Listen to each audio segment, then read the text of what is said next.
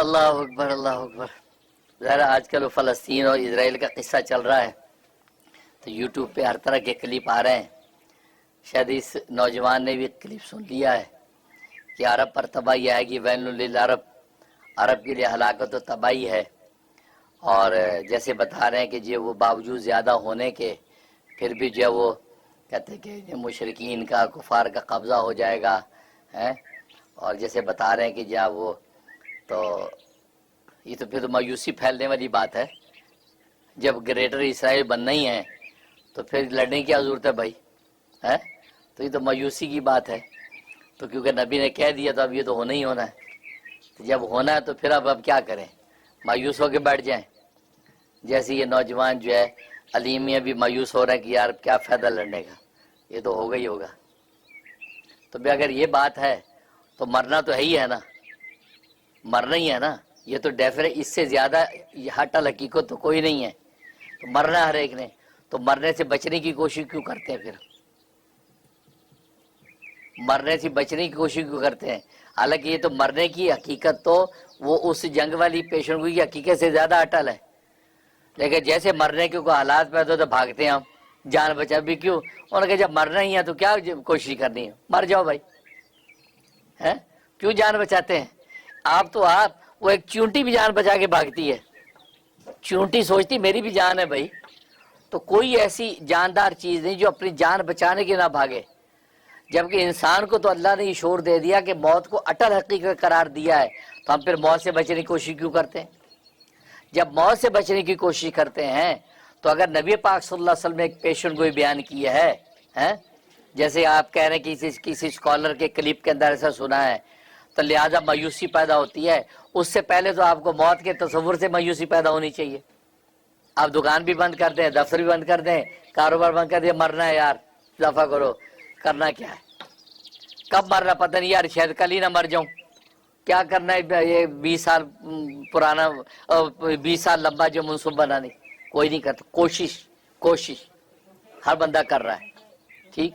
اسی طریقے سے نبی پاک صلی اللہ علیہ وسلم نے فرما دیا کہ یہ جو جیسے آپ کہہ رہے وہ اسکالر کہہ رہے گریٹر اسرائیل بننا ہے اور عربوں پہ تباہی آنی ہے، لیکن یہ کہ پہلی بات تو یہ ہے کہ جیسے اگر ڈیفینیٹلی ایسا ہونا ہے تو کوشش سے تو منع نہیں کیا گیا، کوشش سے تو منع نہیں کیا۔ جیسے موت ڈیفینیٹ آنی ہے، کوشش جان بچانے کی سارے کرتے ہیں، بلکہ خود قرآن و سنت بھی طریقے بتاتا ہے جان بچانے کی۔ مریض ہے تو دوا کھاؤ ہے، اور ہر بیماری کی دوا بھی ہے، دوا کھاؤ، علاج کرو، اپنی جان بچانے کی کوشش کرو، ٹھیک، پہلی بات۔ اور دوسری بات یہ ہے کہ نبی پاک صلی اللہ علیہ وسلم نے جو فرمایا وہ تقدیر مبرمہ، تقدیر معلق ہو، یعنی مشروط ہو۔ مشروط کا مطلب کیا ہے؟ بلکہ میرا خیال تو یہ کہ مشروط ہی ہے وہ دیکھو تقدیر دو طرح کی، ایک تقدیر مبرم اٹل جیسے موت ہے، یہ تقدیر مبرم بھی ہے تو ہو کے رہنی ہے۔ ایک ہوتی تقدیر معلق جو آسمان زمین کے درمیان لٹکی رہتی ہے، مثلا جنگ ہے، جنگ کے بارے میں لکھا ہوتا ہے یہ دو لشکر جب لڑیں گے تو جو زیادہ بہادری سے لڑے گا اس کو فتح مل جائے گی، جو بہادری سے نہیں لڑے گا وہ شکست کھا جائے گا۔ مریض ہے، یہ اگر صحیح نسخہ اس سے استعمال کر لیا، دوا کھا لی تو صحت مند ہو جائے گا، نہیں کھائے تو بیمار رہے گا، اس کو کہتے ہیں تقدیر معلق۔ یہ لٹکی رہتی ہے، صحیح طبیب کے پاس صحیح دوائی کھا لی اللہ اس کو شفا دے دیتے ہیں، صحیح دوائی نہ کھائی تو بیماری اور بڑھ جاتی ہے، یہ تقدیر معلق ہوتی ہے۔ ہو سکتا ہے کہ نبی پاک صلی اللہ علیہ وسلم نے جو ارشاد فرمایا کہ یہ ہوگا، مشرکین کا قبضہ ہو جائے گا، عربوں پہ تباہی آ جائے گی، اور جناب وہ یعنی آج کی زبان میں گریٹر اسرائیل بنے گا، خیبر تک یہودی پہنچ جائیں گے، تو یہ تقدیر معلق ہو۔ بلکہ میرا خیال تو یہ تقدیر معلق ہی ہے۔ کیوں؟ اس لیے کہ نبی نے جس حدیث کا آپ نے حوالہ دیا ہے کہ نبی پاک صلی اللہ علیہ وسلم فرمایا کہ عربوں پر تباہی آئے گی، اور جناب کہتے ہیں کہ ایسے دشمنان اسلام جو ہے اس طرح تم پہ ٹوٹیں گے جیسے دسترخوان کے اوپر کھانے پڑے ہوں اور کھانے والے ٹوٹتے ہیں۔ تو سوال کرنے والا سوال کرتا ہے، ام المومنین سوال کرتی ہیں کیا مطلب اس عرب کم ہوں گے، یعنی لوگوں کی تعداد کم ہوگی؟ کہ نہیں، تعداد بہت زیادہ ہوگی، اب سے بہت زیادہ تعداد ہوگی۔ کہ جب تعداد زیادہ ہوگی تو پھر کیوں کوئی اتنی جرت کرے گا؟ تو آپ نے فرمایا کہ اصل میں ان میں وہن پیدا ہو جائے گا، وہن، واو ہا چھوٹا ہا اور نون، وہن پیدا ہو جائے گا۔ تو سوال کیا کہ وہن کیا چیز ہے؟ آپ نے فرمایا حب الدنیا و کراہت الموت، دنیا کی محبت پیدا ہو جائے گی اور موت سے ڈر پیدا ہو جائے گا۔ یہ دو چیزیں پیدا ان کے اندر ہو جائیں گی جس کی وجہ سے یہ کمزور پڑ جائیں گے، تعداد زیادہ ہونے کے باوجود۔ نتیجہ یہ کہ دشمن پہ غالب آ جائے گا۔ ٹھیک، اب میں یہ کہتا ہوں، ہو سکتا ہے اہل علم کی کوئی اور رائے ہو اور اہل علم اپنے حساب سے تشریح کرتے ہوں، لیکن میری ناقص رائے یہ ہے کہ یہاں پر نبی پاک صلی اللہ علیہ وسلم نے یہ عربوں کی یا مسلمانوں کی شکست کو مشروط کیا وہن کے ساتھ۔ ان میں وہن پیدا ہو جائے گا تو یہ چیز پیدا ہو جائے گی۔ اگر وہن کا علاج ہو گیا، وہن پیدا نہ ہونے دیا اور اس کی بجائے دلیری پیدا ہو گئی، دنیا کی محبت کو کاٹ دیا ہے اور اسی طریقے سے موت سے ٹکرانے کا جذبہ پیدا کر لیا، تو فتح شکست فتح سے بدلے گی کہ نہیں؟ تو نبی تو یہ فرما رہے ہیں۔ تو چونکہ مشروط، کیونکہ سبب کے ساتھ جب کوئی چیز بیان کی جائے تو سبب نہ رہے تو پھر حکم بدل جاتا ہے، ٹھیک ہے نا؟ اب جیسے نبی پاک صلی اللہ علیہ وسلم نے غزوہ احد میں فرمایا تھا، دیکھو اس گھاٹی کے اوپر یہ 55 صحابہ کو تم اس کے اوپر بیٹھ جانا اور تم نے یہ جگہ نہیں چھوڑنی، ایون ہے کہ ہمارے جسموں کے چیترے اڑ جائیں، ہم قتل ہو جائے، ٹکڑے ٹکڑے ہو جائے، لیکن تم نے یہ جگہ نہیں چھوڑنی۔ کہا تھا کیا مطلب تھا کہ اس جگہ پہ بیٹھے رہنا، ہمارے ساتھ کچھ بھی ہو، شکست ہو فتح، آپ نے یہ نہیں چھوڑنا۔ اس کا مطلب کیا تھا کہ فتح جو ہے، فتح یہ اس حکم کے ساتھ مشروط تھی، اگر وہاں ٹکے رہتے وہ تو احد کی فتح شکست میں نہ بدلتی، لیکن انہوں نے یہ دیکھا کہ وہ زبردست فتح ہوئی ہے، یہ تو کفار سارے کے سارے دھکیل دیے گئے اور مال غنیمت کا ڈھیر لگ گیا۔ اب انہوں نے اپنے امیر کے ساتھ کہا کہ جی نبی کے کہنے کا مطلب تو یہ تھا کہ بھی اگر وہ فتح شکست ہو تو نہ چھوڑے، مقابلہ کرے، یہاں تو فتح ہو گئی، مجھ تو ویسے بھاگ گیا، اب ہمارا یہاں کیا کام ہے، مال غنیمت لوٹتے۔ تو امیر نے کہا نہیں نہیں، نبی نے فرمایا کہ نہیں، یہاں سے ہلنا نہیں ہمیں۔ وہ کہتا نہیں نہیں نہیں، اختلاف ہوا، اتر گئے لوگ، اتر کے مال غنیمت جو ہے وہ جمع کرنے لگ گئے۔ نتیجہ کیا ہوا؟ وہ خالد بن ولید اس وقت تک رضی اللہ تعالیٰ نہیں تھے، مسلمان نہیں ہوئے تھے، انہوں نے جب دیکھا کہ وہ جو مین درہ خالی ہو گیا ہے، انہوں نے وہاں سے پیچھے سے دوبارہ واپس آ گئے اور ادھر سے آئے، جیسے اب وہ جو صحابہ موجود تھے چند ایک، انہوں نے مقابلے کوشش کی، انہوں نے سب کو تہہ کر دیا، کیونکہ انف تعداد نہیں تھی۔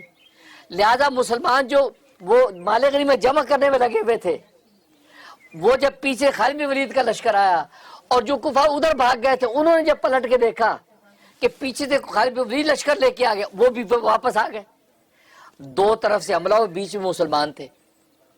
اتنا گھمسان کی جنگ ہوئی کہ مسلمانوں کی فتح شکست سے بدل گئی۔ ایون خود رسول اللہ صلی اللہ علیہ وسلم کے اوپر جو ہے ایسا زوردار وار کیا گیا کہ آپ کی خود کی جو وہ ساری کڑیوں سے تلوار آپ کی یہاں تک پہنچ گئی، نیزہ مارا یہاں تک، اندر تک جو ہے وہ گھس گئی، اور جس صحابی نے وہ نکالنے کوشش کی اس کے 9 دانت ٹوٹ گئے اور خون کا فوارہ پھوٹ گیا آپ سے چہرہ انور سے، آپ کے 2 دانت واری شہید ہو گئے اور آپ گڈھے کے اندر جا کے گرے۔ تو گویا کہ دیکھو، تو نبی نے کہا تھا یہ نہیں چھوڑنا، تو آپ نے مشروط کر دیا تھا کہ یہ اگر تم مضبوط رکھو گے تو پھر فتح فتح رہے گی۔ تو دیکھو وہ جب چیز چھوٹی، شرط ہٹی، تو حکم بدلے گا کہ نہیں؟ بالکل اسی طریقے سے نبی نے جو ارشاد فرمایا کہ گریٹر اسرائیل جیسے لوگ کہہ دیتے بنے گا، بہت سے اسکالر کہتے ہیں بن جائے گا اور وہاں تک آ جائیں گے، خیبر تک فتح ہو جائے گی، یہ ہو جائے گا، وہ ہو جائے گا۔ بھئی میں یہ کہتا ہوں کہ نبی نے اس کی علت بیان کی ہے، وہن بیان کیا ہے کہ اگر وہن اگر پیدا ہو گیا اور پیدا ہو جائے گا وہن، لہٰذا اس وجہ سے ایسا ہوگا۔ لیکن اگر آج امت اپنی اصلاح کر لے کہ وہن پیدا نہ ہونے دے اور کہے کہ نہیں بھائی یہ اس وجہ سے ہم میں یہ کمزوری آئے گی، نہیں، ہم حب دنیا کو ٹھوکر مارتے ہیں اور ہم جو ہے وہ موت کو گلے لگانے کو تیار ہیں، نکلتے ہیں، تو فتح شکست فتح میں بدلے گی کہ نہیں؟ حکم بدلے گا کہ نہیں؟ تو کوئی آگے نہیں بڑھ سکے گا۔ نتیجہ کیا ہوگا کہ اللہ تبارک و تعالیٰ مسلمانوں کو فتح دیں گے۔ تو نبی نے یہ جو فرمایا، یہ جو تقدیر معلق بھی تو ہو سکتی ہے کہ اگر آپ کے اندر وہن پیدا نہ ہونے دیا جائے، وہن کی آپ اصلاح کر لیں، تزکیہ کر لیں، اور جب وہ اللہ کے سرشار مجاہد بن جائیں تو کوئی مائی کا لال انشاءاللہ آگے نہیں بڑھ سکے گا، پھر بیت المقدس آزاد ہوگی، تو یہ بھی تو ہو سکتا ہے۔ لہذا میری ناقص رائے یہی ہے کہ اللہ نبی کی امت کو اتنا رسوا نہیں ہونے دے گا انشاءاللہ کہ جو وہ مکہ مدینہ تک جو وہ پہنچ جائے، فتح ہو جائے۔ اب وہ الگ بات ہے، خروج دجال کے وقت میں الگ الگ احوال بیان کیے جاتے ہیں، لیکن اس وقت جو صورتحال، اب پھر دوسری بات کہ اس وقت جو صورتحال پیش آ رہی ہے دنیا، ضروری نہیں کہ یہ وہی صورتحال ہو جس کا نبی ذکر کر رہے ہیں، ضروری یہ نہیں کہ وہی صورتحال جس کا نبی ذکر کر رہے ہیں، کیونکہ آپ کو پتہ ہے جب تاتاریوں نے حملہ کیا تھا بغداد پر، تو لوگوں نے سوچا تھا قیامت آ گئی، اب دنیا ختم ہو گئی، کیونکہ دیکھو مسلمانوں کے یہ کھوپڑیوں کے مینار بن رہے ہیں۔ اس وقت قیامت کا فتویٰ دے دیا تھا علماء نے جب تاتاری آئے تھے، تاتاریوں کو کئی سو سال گزر گئے، کوئی قیامت نہیں آئی، لوگ یہ سوچتے تھے اللہ کی عبادت آنے والی ہے، ختم ہو گیا۔ دوسری جنگ عظیم ہوئی تھی، لوگوں نے کہا بس دنیا ختم ہو گئی، بس اب اس کے بعد دنیا ہی نہیں، قیامت آ گئی، کچھ بھی نہیں۔ دوسری جنگ عظیم کے بعد کتنے سو سال گزر رہے ہیں۔ اب اسی طریقے سے ہو سکتا ہے یہ جیسے آپ جان بچا کے بھاگتے ہیں، تو کوئی آپ کو کہ یار کیوں جان بچا کے بھاگ رہے ہو، موت تو آنی ہے، مرنا نہیں، کہتے یار ضروری نہیں کہ ابھی مرنا ہو، میں نے ہو سکتا ہے 20 سال بعد میں نے مرنا ہو سکتا ہے میں 20 سال بعد مرنا ہو، زیادہ میں اپنی تدبیر تو کروں بچنے کی، تبھی کوئی تدبیر کرتا نا بندہ۔ تو بالکل اسی طریقے سے ہو سکتا ہے یہ جو واقعہ موجودہ یہ وہ واقعہ ہی نہ ہو جس کا نبی اشارہ کر رہے ہیں، آپ کس بیس پہ اس واقعے کو واقعہ قرار دے رہے ہیں؟ کیونکہ ایسے واقعات، ایسی مڑ پھیڑ، ایسی جنگیں یہ تو کب سے چلی آ رہی ہیں بھائی، صبح شام ہوتی ہے۔ اس لیے جو ہے نا اس وجہ سے مایوس ہونا کسی مسلمان کا یہ بے وقوفی کی بات ہے۔ اگر ڈیفینیٹلی بھی ایسی چیز ہونی ہے تو پھر بھی میں نے بتایا موت سے زیادہ ڈیفینیٹ کیا ہے، وہاں مایوس کیوں نہیں ہوتے؟ کیونکہ آپ اپنی کوشش کریں، آپ اپنا مقابلہ کریں، جو اللہ کی نصرت ہوگی اللہ کا فیصلہ ہوگا، لیکن آپ مایوس کیوں؟ اور پھر دوسری بات جیسے میں بتائی کہ واہن پیدا جب نہیں ہوگا تو نتیجہ کیا ہوگا؟ تو یہ حکم بھی نہیں آئے گا اور انشاءاللہ کافر ایک انچ آگے نہیں بڑھ سکے گا، اللہ کی مدد دوسرے مسلمان کے ساتھ رہے گی، انشاءاللہ اللہ مدد کریں گے۔